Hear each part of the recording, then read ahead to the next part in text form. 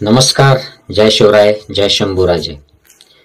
मित्रांनो, मी फेसबुकवर एक पोस्ट लिहिली आणि त्या पोस्ट नंतर काही लोकांनी कमेंट केलं की सर, रायप्पा महारांविषयी तुम्ही बोला.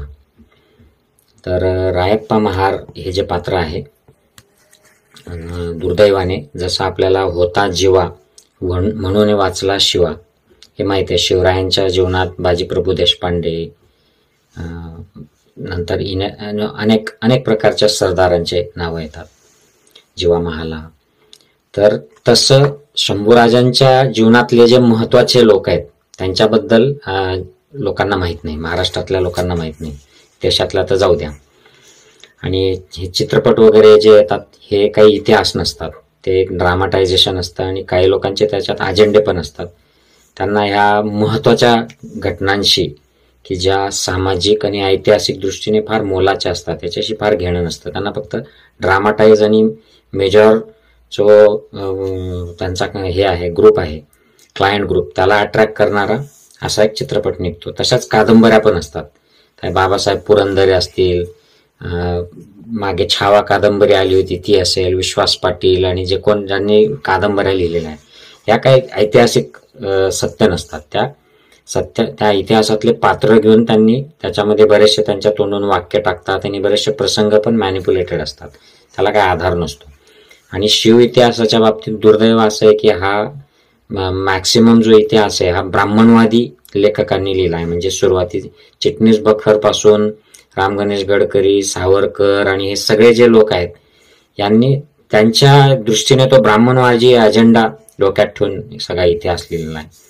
प्रत्यक्ष समकालीन जे पुरावे असतात त्याच्यामध्ये हे रायप्पा महार येतात. रायप्पा महार हे खूप महत्वाचं व्यक्तिमत्व, जिवलग मित्र संभाजीराजांचे होते, अंगरक्षक होते.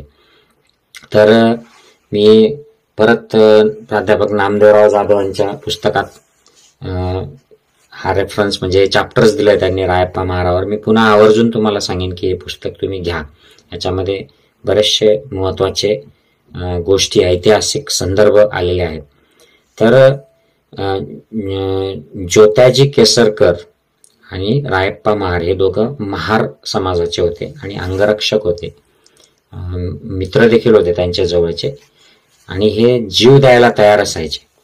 त्याचं उदाहरण जे आहे त्यांनी दिलेलं आहे की जंगलामध्ये एकदा शंभूराजे वाघाची शिकार करायला गेलेले होते. त्यावेळेला तो वाघ जो आहे त्यानेच संभाजीराजांवर झेप घेतली आणि तो संभाजीराजांवर हल्ला करत होता वाघ. तेवढ्या वेळामध्ये म्हणजे जर तिथे त्यांना मदत मिळाली नसती तर ते कदाचित जीवघेणं झालं असतं त्यांच्यासाठी. परंतु यांनी रायप्पा महाराने धारदार तलवारीने, शस्त्राने त्या वाघावर हल्ला केला आणि शंभूराजांना वाचवलं. आपण अनेकदा शंभूराजांचा वाघासोबत चित्र दाखवतो बघा, त्याचं तोंड फाडताना वगैरे वगैरे. तर याच्यामध्ये बरंचसं ड्रामाटायझेशन असतं. बरेचसे जे कलाकार असतात ते आपल्या कल्पनांनी ते करतात, परंतु हा ऍक्च्युअल प्रसंग हा असा आहे की इथे रायप्पा महाराने शंभूराजांचा प्राण वाचवला होता आणि तेव्हापासून त्यांची मैत्री जास्त अजून घट्ट झाली. तर रायप्पा महार हा अंगरक्षक होता आणि सावलीप्रमाणे तो शंभूराजांसोबत राहिला. म्हणजे खरं म्हणजे तो म्हणू नये, त्यांना ते म्हणावं. ते महान व्यक्तिमत्व आहे, कारण हे शहीद झालेलं आहे स्वराज्याच्या रक्षणासाठी, शंभूराजांचे प्राण वाचवण्यासाठी. मग ते पन्हाळ्यावर जेव्हा शंभूराजे कैद येत होते, वेगवेगळ्या मोहिमांवर गेले, वेगवेगळ्या युद्धांवर गेले, प्रत्येक ठिकाणी शंभूराजांप्रमाणे सावलीप्रमाणे होते रायप्पा महार.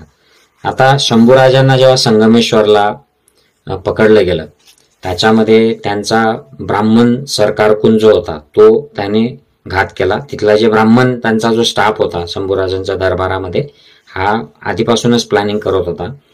ते यांच्या घातपाताने आणि काही सरदार त्यांना जाऊन मिळाले, यांच्या सगळ्यांच्या फितुरी केल्यामुळे संगमेश्वरला औरंगजेबाच्या सेनेने त्यांना पकडलं. त्याच्या आधी युद्ध झालं, त्याची मोठी सैन्य होतं औरंगजेबाचं, आणि मग शंभूराजांना पकडलं गेलं. त्या प्रसंगी त्या दिवशी रायप्पा महार शंभूराजांसोबत नव्हते, ते दुसरीकडे होते.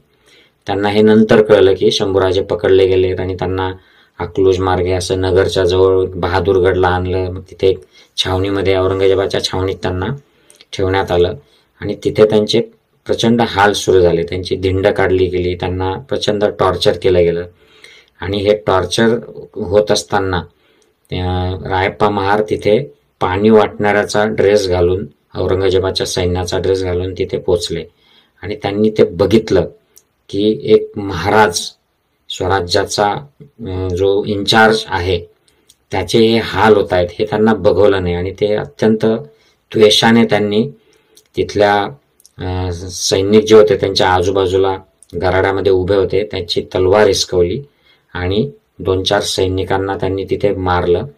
परंतु ते लाखोचं औरंगजेबाचं सैन्य होतं. अर्थातच ते लगेच सावध झाले आणि त्यांनी रायप्पा महारांना पकडलं आणि त्यांचे तुकडे तुकडे पाडले अक्षरशः. म्हणजे हा माणूस कुठली जीवाची पर्वा न करता त्या शंभूराजाला वाचवायसाठी तिथे गेला आणि त्याने वाचवण्यासाठी जीव दिला.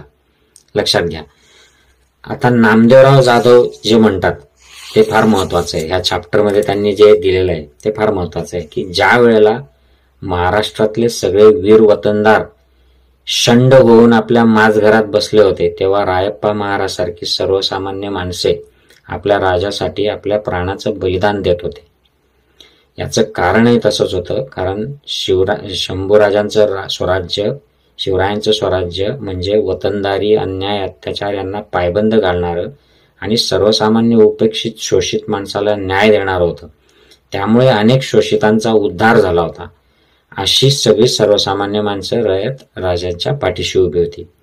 परंतु वतनासाठी चटावलेले वतनदार मात्र स्वराज्य बुडावे यासाठी प्रयत्नशील होते आणि म्हणून बरेचसे त्यातले फितूर देखील झाले होते. रायप्पाच्या बलिदानाने पुन्हा एकदा सिद्ध केले की संभाजीराजांवर सर्वसामान्य जनता किती अलोट प्रेम करत होती. म्हणजे त्यांची प्रतिमा जनतेमध्ये किती महान होती. एक महान रयतेचा राजा अशी त्यांची प्रतिमा होती. आणि त्यांच्यासाठी म्हणूनच रायप्पा महाराजांसारखे जे अंगरक्षक होते, सर्वसामान्य सैनिक होते, रयत होती, ती जीव द्यायला देखील तयार होती. पण मग यांची चर्चा का केली जात नाही? कारण रायप्पा महाराजांची चर्चा केली की मग गणपत महार येतो. गणपत महाराने सगळं, मी त्याच्यावर पाहिजे तर सेपरेट व्हिडिओ करेल. म्हणजे संभाजीराजांचे तुकडे तुकडे त्यांना वैदिक पद्धतीने मारण्यात आला. औरंगजेबाच्या जरी ताब्यात होते ते तरी तिथले जे ब्राह्मण जे कर्मचारी होते, जे संभाजीराजांच्या विरोधात होते, त्यांनी वैदिक पद्धतीने संभाजीराजांची हत्या केली. कारण अशा प्रकारची हत्या औरंगजेबाने कोणाची दुसऱ्या इतर व्यक्तीची केलेली नाही, शत्रूची केलेली नाही. फक्त संभाजीराजांचीच अशा पद्धतीने हत्या झाली. तर त्यानंतर गणपत महारचं पात्र पुढे येतं आणि त्याच्यातूनच पुढे बदला घेण्यासाठी जे आहे ते भीमा कोरेगाव झालेलं आहे. तर या लोकांची नावं घेतली, रायप्पा महाराचं नाव घेतलं की गणपत महार येतो, गणपत महार आलं की भीमा कोरेगाव येतं, भीमा कोरेगाव आलं की पेशवे एक्सपोज होतात, संभाजीराजांना पकडून देणारे सगळे ब्राह्मण कर्मचारी एक्सपोज होतात. तर हे नको असतं. म्हणून या पात्रांना न्याय मिळत नाही. यांना न्याय आपल्याला इतिहासाचं सखोल अभ्यास करून, तो पसरवून, तो शिकवून आपल्याला हा न्याय देता येईल. तर रायप्पा महाराज आणि गणपत महाराजांवर इतिहासाच्या शालेय पुस्तकांमध्ये चॅप्टर्स येणार नाहीत. त्याच्यासाठी आपल्याला वेगळं वाचावं लागतं. आपल्याला त्याच्यासाठी जे अभ्यास करून सत्याची मांडणी करणारे, जे शिव इतिहास लिहिणारे लोक आहेत, त्यांची पुस्तकं वाचावं लागतील. अशा लोकांचे व्याख्यानं ऐकावे लागतील आणि त्यातून आपल्याला आपला खरा इतिहास कळेल. जोपर्यंत आपल्याला खरा इतिहास कळणार नाही तोपर्यंत आपल्या समाजाची, कोणताही समाज असो, भारतीय समाज, बहुजन समाज, कुठलाही समाज, याची प्रगती होणार नाही. म्हणून जाणून घ्या आणि इतरांना देखील शेअर करा. पुन्हा भेटूयात. गणपत महाराजांबद्दलही मी लवकरात लवकर बोलण्याचा प्रयत्न करतो. जय हिंद, जय शंभूराजे.